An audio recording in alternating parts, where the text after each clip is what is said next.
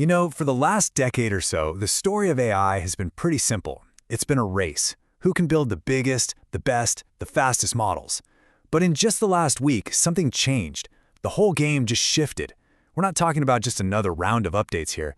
We're talking about the rules themselves being rewritten. So let's get into it and break down what is actually going on. For as long as most of us have been paying attention, the AI industry has really only had one gear, and that's pure head-to-head competition. It's been a straightforward, if not kind of predictable dynamic. You know the drill, right? One company drops a huge new model, and then just a few months later, their rival comes out with something that's just a little bit faster. It has been this relentless sprint for the top spot, with every major player basically locked away in their own lab. Well, that familiar rhythm just broke. The whole pattern of just pure competition started to crack, and it's being replaced by something way more complex, and honestly, a whole lot more interesting. And this wasn't just one thing. It was like a domino effect. We saw major rivals, companies that have been fighting for years, suddenly start working together. We saw robots finally get out of the lab and start tackling messy, real-world chores. And the big competition, well, it evolved into something much more specialized. This isn't just another update. It really feels like a turning point. So the first huge sign of this change is something called the Genesis mission, and it really suggests that the entire industry is starting to grow up. The big story here is that the major AI labs are actually joining forces. I mean, after years of guarding their research like it's a state secret, all of a sudden we're seeing them team up in these foundational, strategic ways. This is a massive break from how things have always been done. Which, of course, brings up the obvious question: why now? After a solid decade of trying to crush each other, why on earth would these companies suddenly decide to play nice? Well, the answer is that the industry has basically hit a new level of difficulty. The next big challenges, I'm talking about true advanced reasoning, making sure AI is safe and aligned with us, solving its massive energy problem, and giving it control over the physical world. These are just too huge for any single company to tackle on its own. It's what happens when a cool technology starts to become essential infrastructure. The competition doesn't go away, but working together becomes absolutely necessary. And this new era of teamwork isn't just happening in code. It's literally moving into the physical world. For what feels like the first time, AI is really starting to get its hands dirty. So right before the holidays, we got a look at something they're calling the Robot Olympics. And this was not some slick, shiny demo in a perfect lab. No, this was about throwing robots into the chaos of a real home and seeing if they could handle it. Forget about the cool backflips and stuff we're used to seeing. The challenges here were almost boringly normal. Loading a dishwasher, getting around a cluttered room, even cleaning up after a pet. But that's exactly why this is such a big deal. These tasks are incredibly difficult for a machine because our homes are totally unpredictable. Things are never in the same place twice. For years, we've been seeing impressive videos of robots that can walk and balance. But this is the missing piece of the puzzle. We are finally seeing a leap from robots that can walk to robots that can actually work.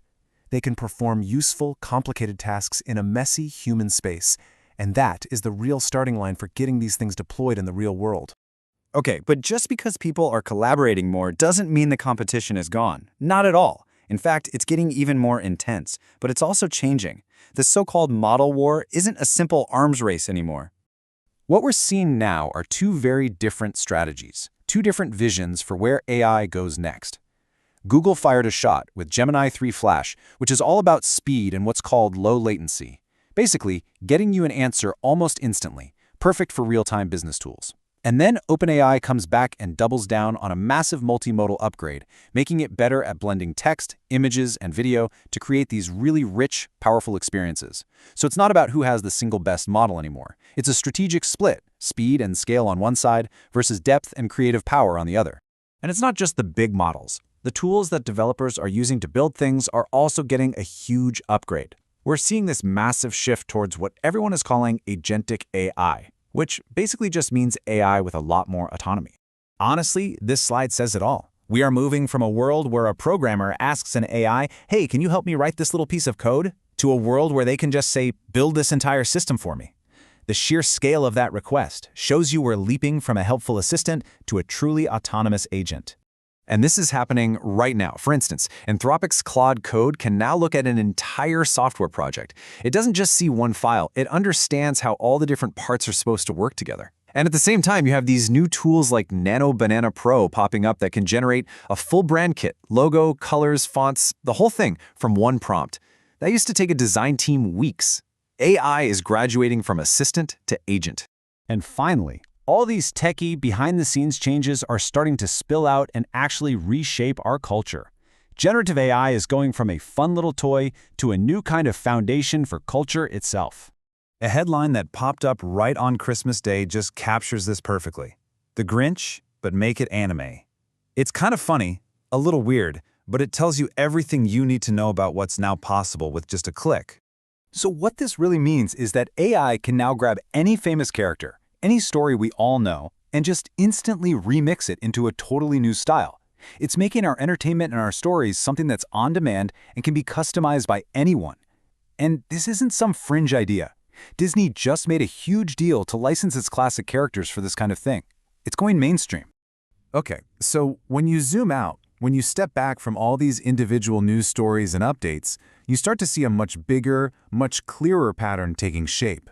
You've got rivals collaborating on the hard stuff. You've got robots finally showing up to do real work. You have the model wars splitting into these specific strategies. Developers are getting tools that can act on their own, and our very culture is becoming generative.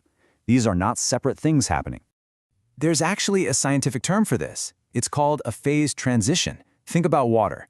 You can make it colder and colder, and for a while it's just colder water. That's incremental change. But then you hit exactly 0 degrees Celsius, and boom, its entire structure changes. It becomes ice. It has new properties, new rules.